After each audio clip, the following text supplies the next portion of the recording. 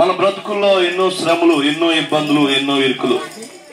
ఇలాంటి పరిస్థితుల్లో కూడా దేవుని వాక్యం చెప్తుంది, దేవుని వలన సహాయం పొంది నేటి వరకు మేము స్థిరులుగా నిలిచి ఉన్నాం.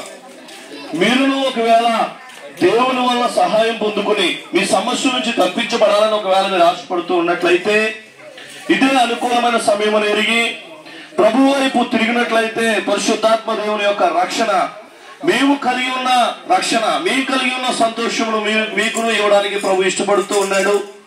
ఒకవేళ ఇంకను మా ఇంట్లో మనశ్శాంతి లేదు, మా ఇంట్లో నెమ్మది లేదు, మా ఇంట్లో ఎటువంటి సంతోషం లేదని ఒకవేళ మీరు బాధపడినట్లయితే, దేవుని వల్ల సహాయం కానీ ఒకవేళ పొందుకోవడానికి ఇష్టపడుతున్నట్లయితే, దైవజనులు అజిత్ కుమార్ గారు ఈ యొక్క గ్రామంలో పరిచయం చేస్తూ ఉన్నారు. మన పరిసర ప్రాంతంలోనే మందిరం కూడా ఉంది.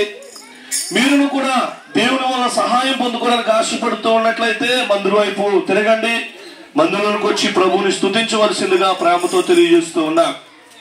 నిజమైన దేవుని మేము కలిగి ఉన్నాం, మీరు కలిగి ఉండండి.